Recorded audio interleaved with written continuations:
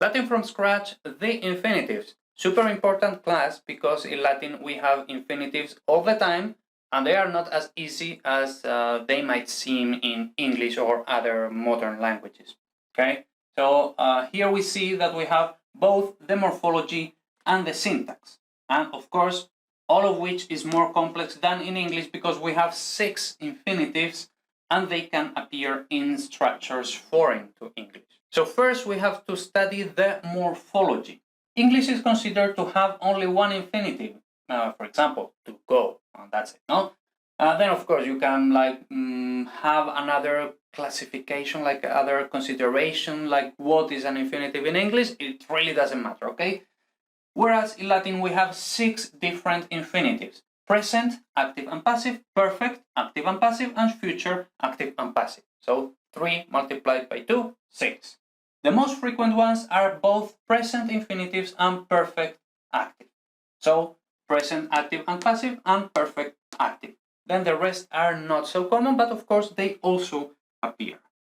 So how do we make up these infinitives? First, present infinitives, the active, then we have the passive. No, it's going to be like this all the time. So the active present infinitive is formed with the following morphemes. First, present stem, of course, present infinitive, so present stem. Then the linking vowel short a, only in the third conjugation, and then the morpheme itself is re. Thus, we have the following examples: amare, monere, ducere, capere, and audire. No? You always see this re. Of course, you see that, for example, if you know Italian, then it's also like the infinitives always end in re. No? So, because of this. Then, and that's it. Okay, it's as simple as this. Then, the passive present infinitive is formed in the following way: present stem, and then just like ri or I, depending on this. Ri in the first, second, and fourth conjugations, I in the third and mixed conjugations. So we end up with amari, moneri, duci, capi, audiri. So you see that's almost the same, but not exactly. Here is like amare, amari. So it's like only the e or I change. But then here, for example, ducere and capere, here we don't have duceri and caperi. So you have to pay attention to that. Okay, then perfect infinitive. The active perfect infinitive is formed by joining the following morphemes: perfect infinitive, so perfect stem, and then isse. So it's super simple. So we have amawisse, monuisse, duxisse, kepisse, audivisse. Okay, probably this is the simplest one. Then the passive perfect infinitive, on the other hand, is periphrastic. That is 2 words. First, we add the accusative of the perfect participle. We know already the perfect participle, okay? So accusative of the perfect participle agreeing in gender and number with the subject.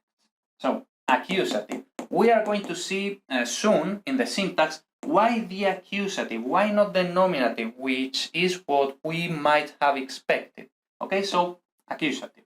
And then agreeing in gender and number with the subject. If the subject is masculine plural, then the participle has to be in the accusative masculine plural, etc. Okay, and then present infinitive of sum, which is esse, and then occasionally it might appear as fuisse. This has to do with all of these parentheses that you might remember from the passive voice, but mostly esse. The result is amatum, amatam, amatum, or amatos, amatas, amata, depending. Here you see that it's always accusative. Then you see that here it is singular if the subject is singular, plural if the subject is plural, and then this, depending, or this, depending on whether it is masculine, feminine, or neuter. Okay?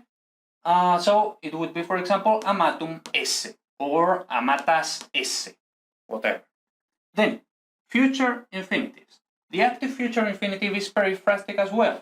First, accusative, always accusative, of the active future participle, agreeing in gender and number with the subject. So the same, just like with the active future, because we are in future infinitive. and then the present infinitive of sum. Okay, so which is esse, so pretty much the same. So we will have amaturum esse, amaturas esse, etc. And then the passive, the passive future infinitive can be expressed in two different ways. The most frequent one is as follows: accusative of the passive future participle, agreeing, etc., and then esse. So pretty much what we could expect from what we know already. So we would have amandum, amandam, amandum, esse. Then the other way, which is even like in smaller fonts, is also periphrastic.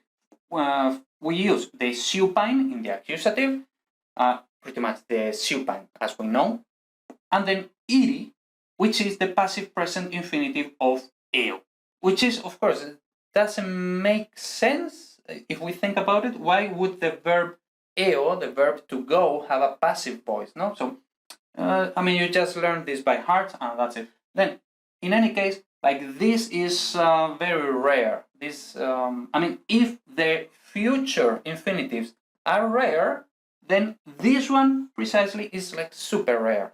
So you really don't have to worry so much about this. Of course, some magic there. The result would be amatum iri, but you see in 2 words. Okay, iri is not an ending; it's just like 2 words. Amatum iri, etc. Okay, so that's the, let's say, easy part, the morphology, how the 6 infinitives are formed.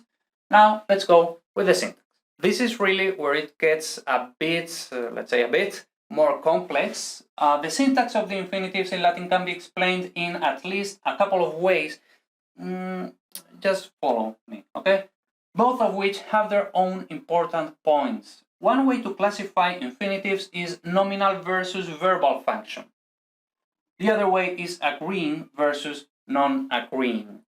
As it has happened before, I'm not very sure about this terminology in English. Like, I haven't really found terminology in English for this. So this might be just like a direct translation from the terminology that I use in Spanish, but it makes sense, so that's good enough. If you have some other terminology, you can stick with it.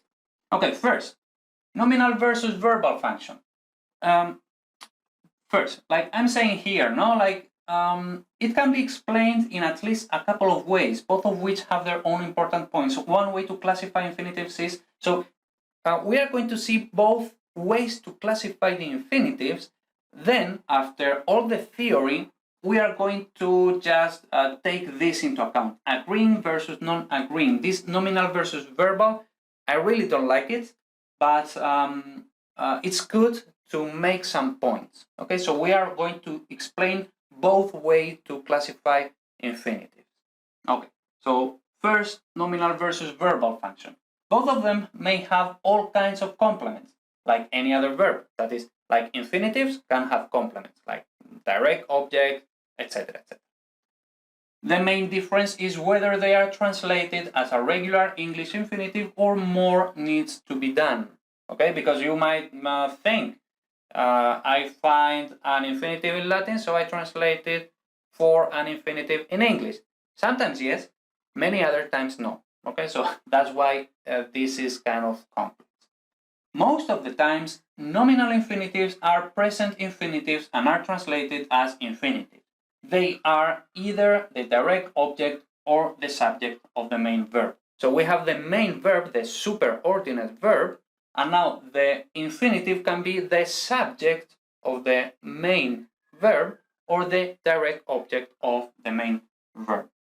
So here, direct object being dependent on frequent verbs such as possum, can, debeo, must, soleo, be, won't, coepi, start, constituo, decide, decerno, also decide. So for example, in English, we would say, I must do this. So this do is infinitive without to, no, in English. So also, he must do. We don't say he must does, okay?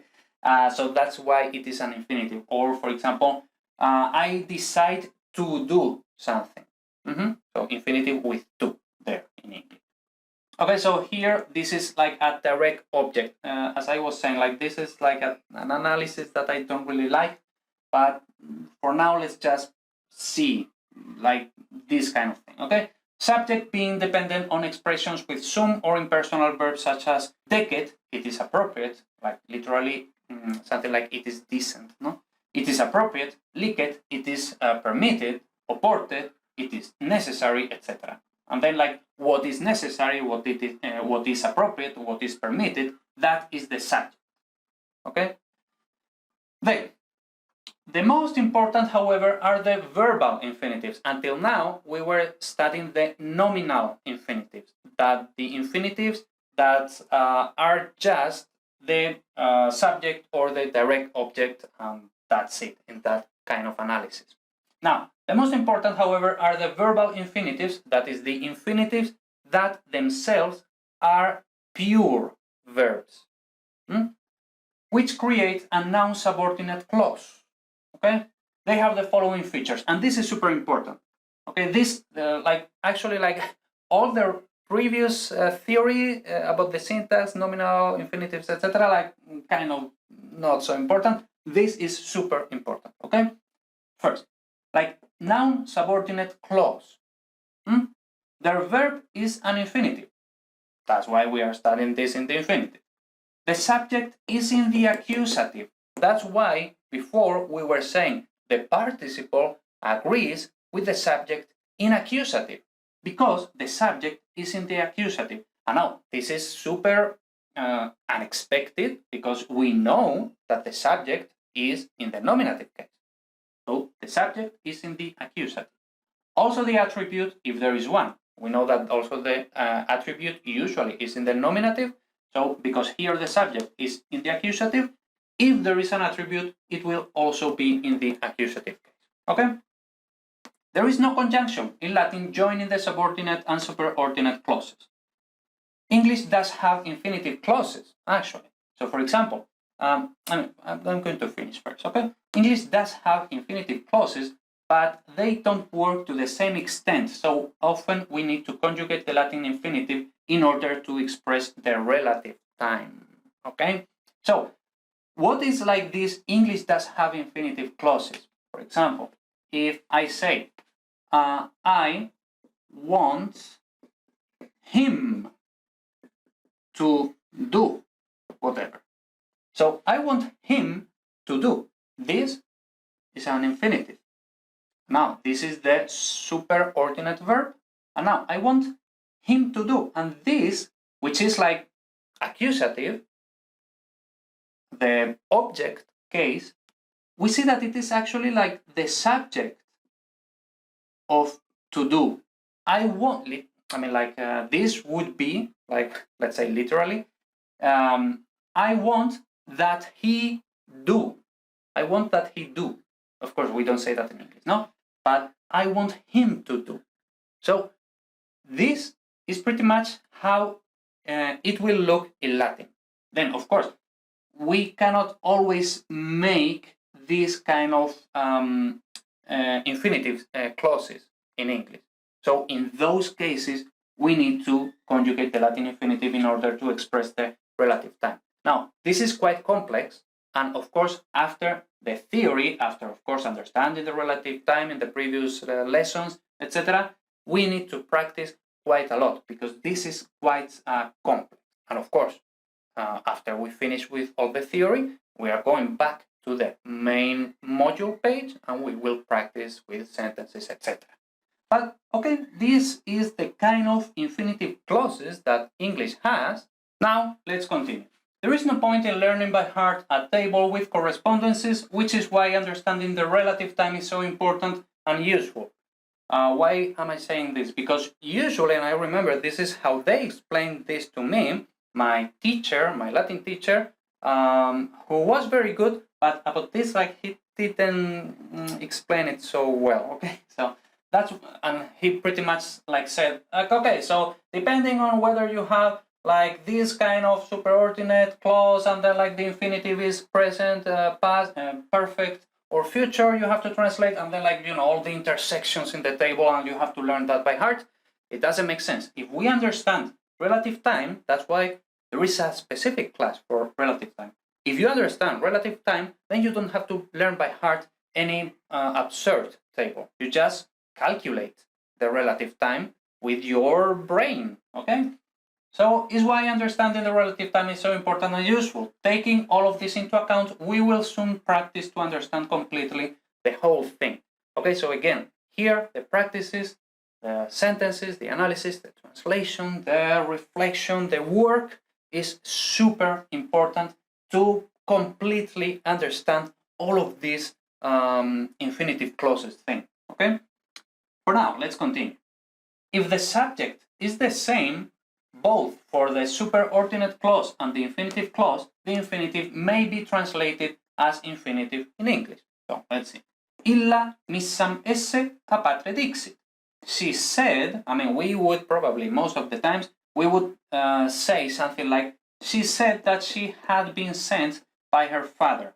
So here, you see, here, no? She said, dixit. Now, missam esse, perfect passive.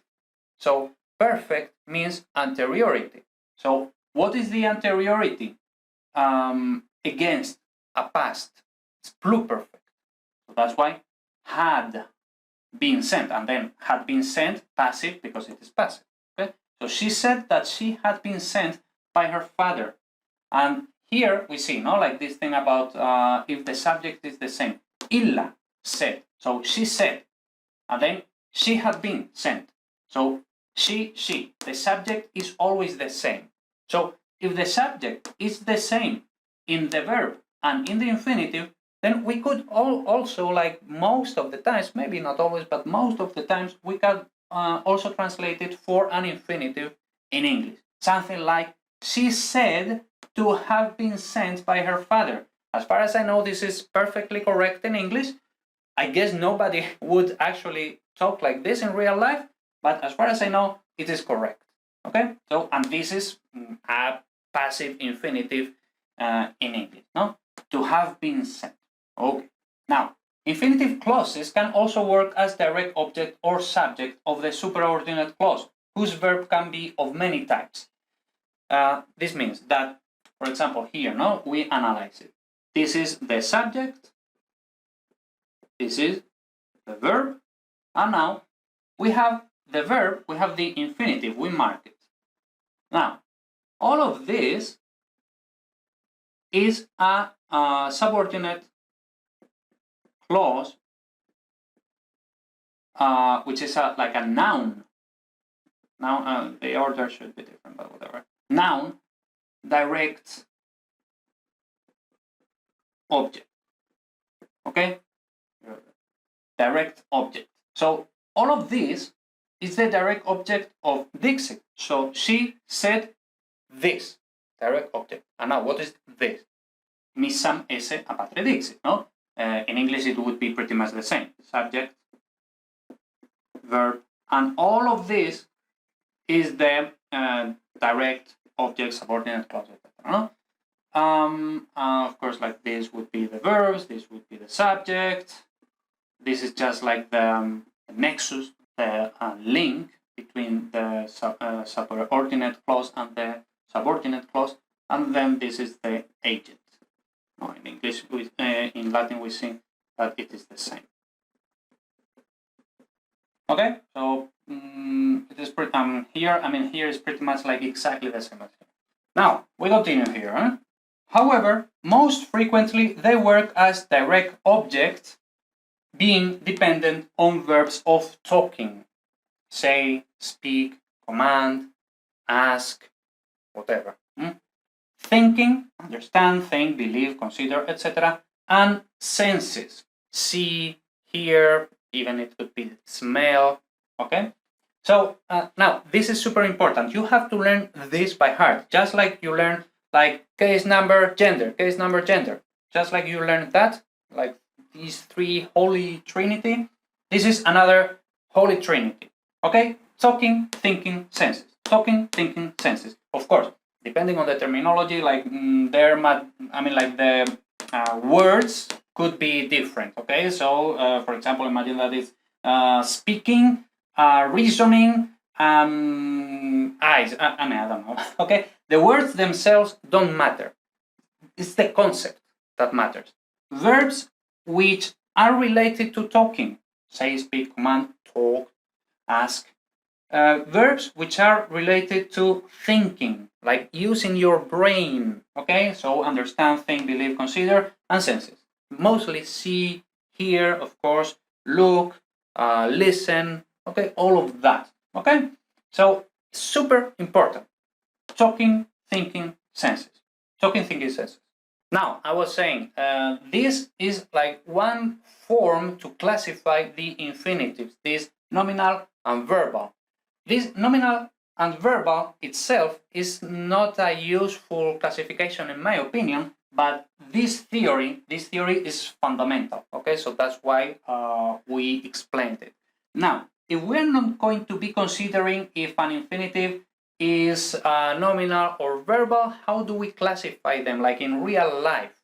After, like, the theory is good, but now in real life, how do we do it? Agreeing and non-agreeing. Again, like, I don't know if this is like the best terminology in English. I didn't find anything better, so I didn't find anything at all, so I kind of made it up. All this having been said, and here you see, by the way, that this is pretty much like an ablative absolute, no? All this having been said, the most practical thing to do is just considering whether the infinitive is agreeing or non-agreeing. By agreeing, and now what does this even mean? By agreeing, we mean that the subject for the superordinate verb and the infinitive is the same. That is, they agree. So, for example, actually in the previous, like this, of course, this is like a verbal, infinitive, whatever. It doesn't matter if it's verbal or nominal. What matters is that it is an agreeing, because she, illa, and then like the subject is the same here and here. So this would be an agreeing infinitive. So agreeing, the subject of the superordinate verb and of the infinitive is the same. Non-agreeing, the subject of both verbs is different. And in this case, is mostly when we are going to have the subject of the infinitive in the accusative. Because we need to specify that it is a different subject, so it goes in the accusative. Agreeing infinitives, regardless of whether they are nominal or verbal, can usually be translated as an infinitive, simple or compound, whereas non-agreeing infinitives should be converted to express the appropriate relative time, as we were discussing before. And again, I insist, now it is super important to do the practice, the analysis, the translations, paying attention to what we said. The present infinitive is going to be simultaneity, the perfect anteriority, future posteriority, and how to calculate that, how to convert infinitives in Latin into either infinitives like simple, compound, active, passive, or not infinitives in English. Like, we have to actually conjugate the verbs in English, where in Latin we just have an infinitive. Okay, so now super important. I mean, it's always super important, but probably in this module it is like extremely important to go back to the main page of the module and do the practice.